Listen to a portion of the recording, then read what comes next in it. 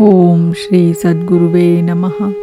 ओम नमो भगवते वासुदेवाय। अथ पंचसप्ततितमो अध्याय। राजसूय यज्ञ की पूर्ति और दुर्योधन का अपमान। राजा परीक्षित ने पूछा, भगवान, अजात शत्रु धर्मराज युधिष्ठिर के राजसूय यज्ञ महोत्सव को देखकर जितने मनुष्य, नरपति, ऋषि, मुनि और देवता आदि आए थे, वे सब आनंदित हुए, परंतु दुर्योधन को बड़ा दुख, बड़ी पीड़ा हुई। यह बात मैंने आपके मुख से सुनी है। भगवान, आप कृपा करके इसका कारण बतलाइए। श्री शुकदेव जी महाराज ने कहा, परीक्षित, तुम्हारे दादा युधिष्ठिर बड़े महात्मा थे।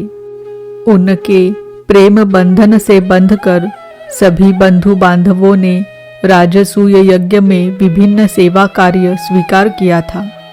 भीमसेन भोजनालय की देखरेख करते थे, दुर्योधन कोषाध्यक्ष थे, सहदेव अभ्यागतों के स्वागत सत्कार में नियुक्त थे और नकुल विविध प्रकार की सामग्री एकत्र करने का काम देखते थे। अर्जुन गुरुजनों की सेवा शुश्रूषा करते थे और स्वयं भगवान श्री कृष्ण आए हुए अतिथियों के पाव पखारने का काम करते थे। देवी द्रौपदी भोजन परसने का काम करती और उदार शिरोमणि कर्ण खुले हाथों दान दिया करते थे। परीक्षित, इसी प्रकार सात्यकी, विकर्ण, हार्दिक्य, विदुर, भूरिश्रवा आदि बाल्हिक के पुत्र और संतर्दन आदि राजसूय यज्ञ में विभिन्न कर्मों में नियुक्त थे। वे सब के सब वैसा ही काम करते थे जिससे महाराज युधिष्ठिर का प्रिय और हित हो। परीक्षित, जब ऋत्विज, सदस्य और बहुज्ञ पुरुषों का तथा अपने इष्ट मित्र एवं बंधु बांधवों का सुमधुर वाणी, विविध प्रकार की पूजा सामग्री और दक्षिणा आदि से भली भांति सत्कार हो चुका तथा शिशुपाल भक्तवत्सल भगवान के चरणों में समा गया, तब धर्मराज युधिष्ठिर गंगा जी में यज्ञांत स्नान करने गए। उस समय जब वे अवभृत स्नान करने लगे, तब मृदंग, शंख, ढोल, नौबत, नगारे और नरसिंगे आदि तरह तरह के बाजे बजने लगे। नर्तकियां आनंद से झूम झूम कर नाचने लगी, झुंड के झुंड गवैये गाने लगे और वीणा, बांसुरी तथा झांझ मंजीरे बजने लगे। इनकी तुमुल ध्वनि सारे आकाश में गूंज गई। सोने के हार पहने हुए यदु, सृंजय, कंबोज, कुरु, केकय और कौशल देश के नरपति रंग बिरंगी ध्वजा पताकाओं से युक्त और खूब सजे धजे गजराजों, रथों, घोड़ों तथा सुसज्जित वीर सैनिकों के साथ महाराज युधिष्ठिर को आगे करके पृथ्वी को कपाते हुए चल रहे थे। यज्ञ के सदस्य, ऋत्विज और बहुत से श्रेष्ठ ब्राह्मण वेद मंत्रों का ऊंचे स्वर से उच्चारण करते हुए चले। देवता, ऋषि, पितर, गंधर्व आकाश से पुष्पों की वर्षा करते हुए उनकी स्तुति करने लगे। इंद्रप्रस्थ के नर नारी इत्र, फुलेल, पुष्पों के हार, रंग बिरंगे वस्त्र और बहुमूल्य आभूषणों से सज धज कर एक दूसरे पर जल, तेल, दूध, मक्खन आदि रस डालकर भिगो देते, एक दूसरे के शरीर में लगा देते और इस प्रकार क्रीड़ा करते हुए चलने लगे। वारांगनाएं पुरुषों को तेल, गोरस, सुगंधित जल, हल्दी और गाढ़ी केसर मल देती और पुरुष भी उन्हें उन्हीं वस्तुओं से सराबोर कर देते। उस समय इस उत्सव को देखने के लिए जैसे उत्तम उत्तम विमानों पर चढ़कर आकाश में बहुत सी देवियां आई थी, वैसे ही सैनिकों के द्वारा सुरक्षित इंद्रप्रस्थ की बहुत सी राज महिलाएं भी सुंदर सुंदर पालकियों पर सवार होकर आई थी। पांडवों के ममेरे भाई श्री कृष्ण और उनके सखा उन रानियों के ऊपर तरह तरह के रंग आदि डाल रहे थे।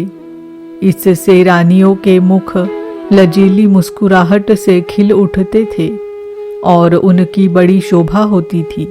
उन लोगों के रंग आदि डालने से रानियों के वस्त्र भीग गए थे। वे भी पिचकारी और पात्रों में रंग भर भर कर अपने देवरों और उनके सखाओं पर उड़ेल रही थी। प्रेम भरी उत्सुकता के कारण उनकी चोटियों और जूड़ों के बंधन ढीले पड़ गए थे तथा उनमें गुथे हुए फूल गिरते जा रहे थे। परीक्षित उनका यह रुचिर और पवित्र विहार देखकर मलिन अंतकरण वाले पुरुषों का चित्त चंचल हो उठता था, काम मोहित हो जाता था। चक्रवर्ती राजा युधिष्ठिर द्रौपदी आदि रानियों के साथ सुंदर घोड़ों से युक्त एवं सोने के हारों से सुसज्जित रथ पर सवार होकर ऐसे शोभायमान हो रहे थे मानो स्वयं राजसूय यज्ञ प्रयाज आदि क्रियाओं के साथ मूर्तिमान होकर प्रकट हो गया हो।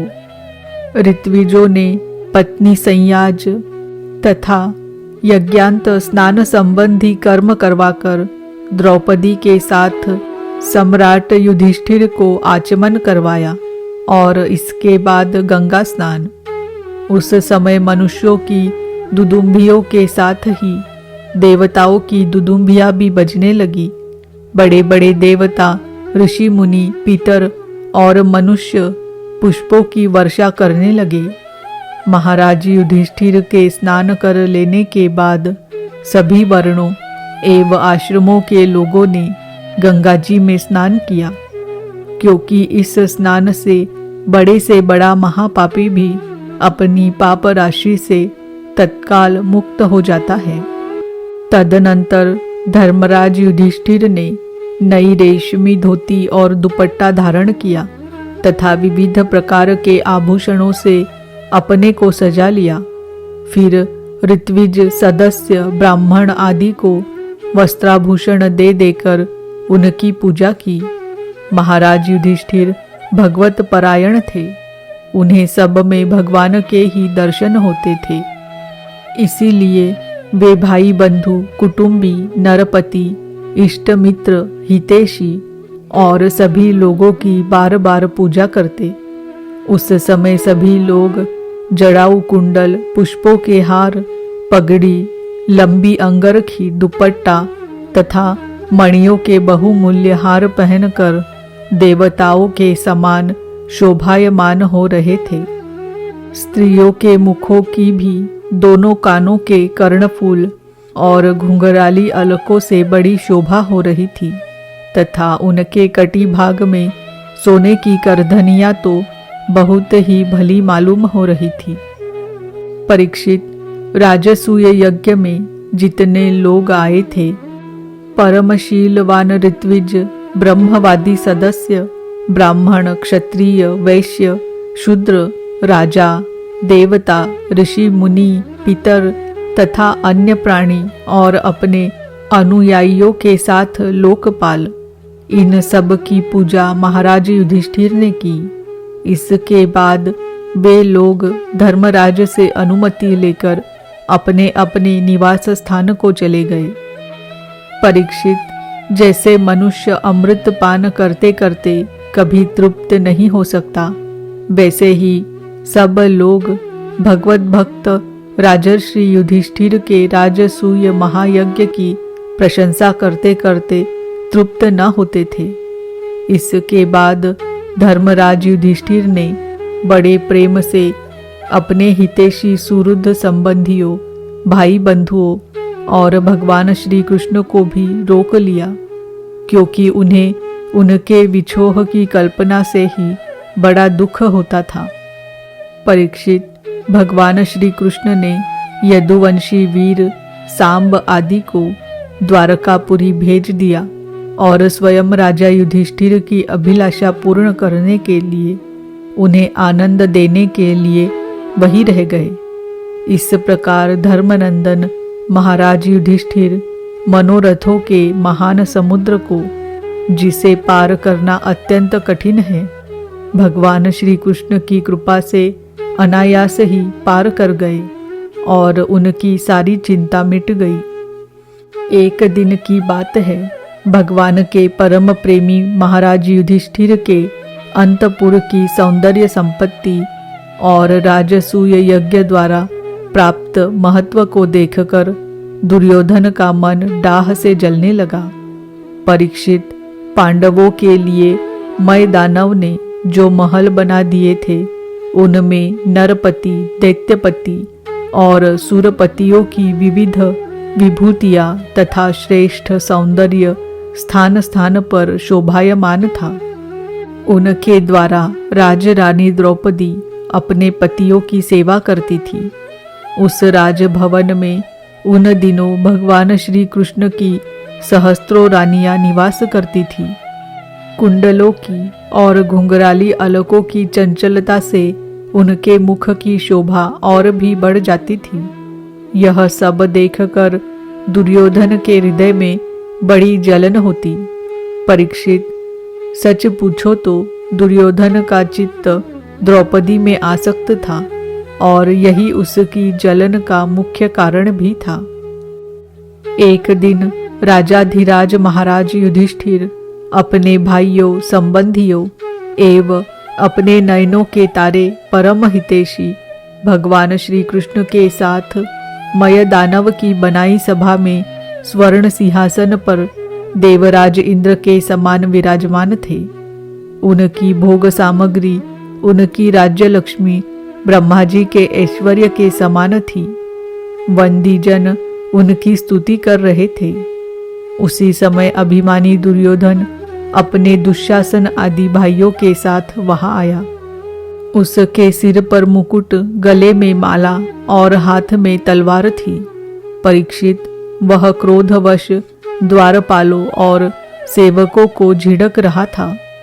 उस सभा में मय दानव ने ऐसी माया फैला रखी थी कि दुर्योधन ने उससे मोहित हो स्थल को जल समझकर अपने वस्त्र समेट लिए और जल को स्थल समझकर वह उसमें गिर पड़ा। उसको गिरते देखकर भीमसेन, राजरानियां तथा दूसरे नरपति हंसने लगे। यद्यपि युधिष्ठिर उन्हें ऐसा करने से रोक रहे थे, परंतु प्यारे परीक्षित, उन्हें इशारे से श्री कृष्ण का अनुमोदन प्राप्त हो चुका था। इससे दुर्योधन लज्जित हो गया। उसका रोम रोम क्रोध से जलने लगा। अब वह अपना मुंह लटकाकर चुपचाप सभा भवन से निकलकर हस्तिनापुर चला गया। इस घटना को देखकर सत्पुरुषों में हाहाकार मच गया और धर्मराज युधिष्ठिर का मन भी कुछ खिन्न सा हो गया। परीक्षित, यह सब होने पर भी भगवान श्री कृष्ण चुप थे। उनकी इच्छा थी कि किसी प्रकार पृथ्वी का भार उतर जाए और सच पूछो तो उन्हीं की दृष्टि से दुर्योधन को वह भ्रम हुआ था। परीक्षित, तुमने मुझसे यह पूछा था कि उस महान राजसूय यज्ञ में दुर्योधन को डाह क्यों हुआ, जलन क्यों हुई, सो वह सब मैंने तुम्हें बतला दिया। इति श्रीमद्भागवते महापुराणे पारमहंस्याम संहितायां दशम स्कंधे उत्तरार्धे दुर्योधन बाणभंगो नाम पंचसप्ततितमो अध्याय। ओम नमो भगवते वासुदेवाय। ओम नमो भगवते वासुदेवाय। ओम नमो भगवते वासुदेवाय।